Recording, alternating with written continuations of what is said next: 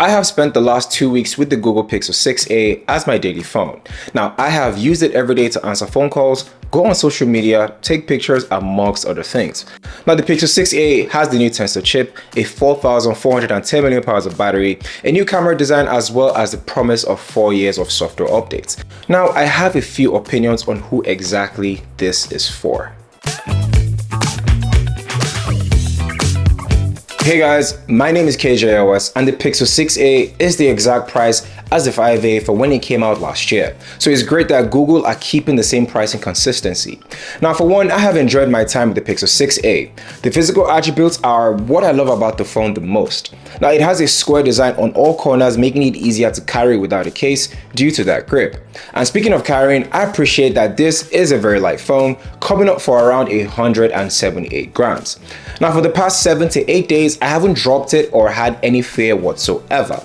Now the 6.1-inch aluminum frame rests in my pocket with so much ease, and the back is plastic. Google did a very good job with making this feel and even look like glass, but it's plastic and that's pretty dope.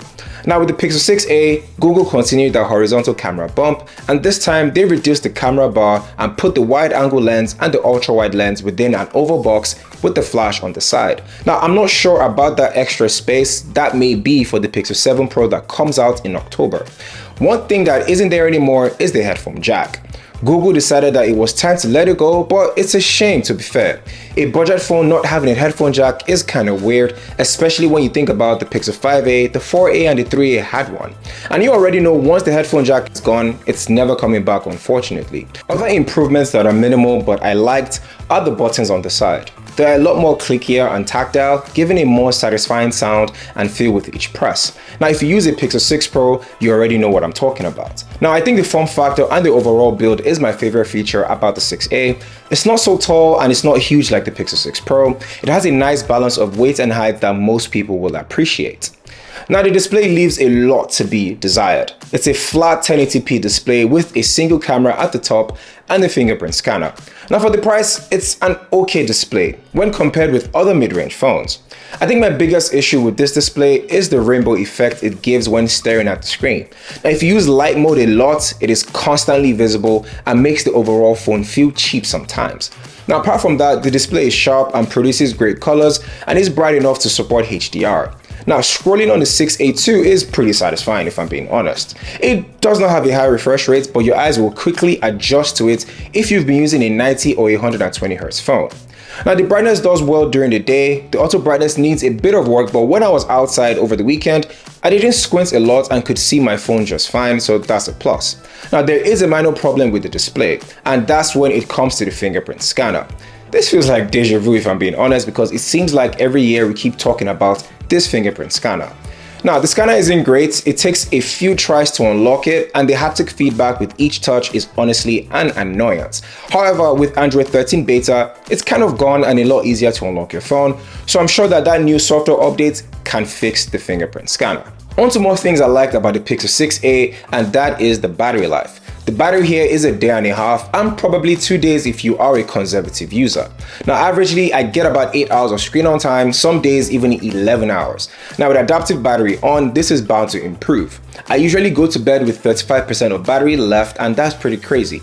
Now for me, battery life is very imperative when choosing a smartphone, and it's why I'm going to keep using the Pixel 6a till the Pixel 7 Pro comes out in October, and that is because of that battery life. My current Pixel 6 Pro gives me way less battery than the Pixel 6a.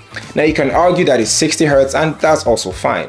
Now a high refresh rate is great, but it's not the most ideal thing, and it's not a deal breaker to most people and to me. Software experience on the 6a is very similar to that of the older models. Currently I am on Android 13 beta and it is more stable than expected. The fingerprint scanner is a lot faster without vibration feedback. There are a lot more custom wallpapers to choose from, and for my music lovers that are out there, you'll be happy to know that there are some visual changes to your lock screen while listening to music. Honestly, the Pixel experience coupled with Material You on Android 13 or Android 12 is a joy to have. It feels very snappy and very responsive, and I can't wait for the final version to be released with the Pixel 7 and the Pixel 7 Pro. Now, it goes without saying, but if I could pick one Android skin to represent the entire Android ecosystem, it would definitely be the Pixel experience. Let's talk about what people are concerned with the most, and that is the cameras. Now, the Pixel 6a has two cameras, a 12 megapixel wide-angle lens and a 12 megapixel ultra-wide lens. It has been downgraded from the Pixel 6, reducing its megapixels as well as using an older Sony IMX363 sensor, and this was seen as far back as the Pixel 2 all the way to the Pixel 5. But not to worry though, the camera still produces very good images. Now, with or without lighting conditions, the camera produces great images that are balanced in terms of color accuracy and vibrancy. Now, I did notice with each picture that was taken, it gave a cooler color temperature, but that can be adjusted if you want a warmer tone. There is no telephoto lens, so a lot of the zoomed in pictures are digitally cropped in and not exactly the best with its quality, but it does make it up with its ultra wide, which is amazing. You get more dramatic shots that do not diminish the quality of the picture. Color accuracy is great with good saturation. Google are still the kings of night mode. It does very well in adding brightness to an image without making it look artificial. Sometimes though, maybe 1 out of 10 pictures, the software gets very aggressive with this HDR. Shooting video on the 6a is decent, to be honest, especially when you consider the price. It shoots at 4K at 30 and 60 frames per second. The videos are good for what they are, but unfortunately it gets hot very quickly when shooting 4K at 60 frames. It still isn't Google's strongest aspects with their cameras, but it's pretty decent. So should you buy the Pixel 6a? Well, it has a good camera, great form factor with its design, a good software experience with updates for the next 4 to 5 years, as well as having one of the best battery lives in any mid-range phone. Now, if you're used to a flagship that has all the high features or high-level features, I wouldn't exactly recommend this. But if you're looking for a great phone that ticks all the boxes with a $449 price tag, then this is the phone for you. Thank you guys for watching, and I'm curious to know your thoughts. Is the Pixel 6a worth it? Let me know in the comments, and don't forget to like this video and smash that subscribe button, so as they say. My name is KJOS, and I will catch you guys in the next one where I talk all things tech.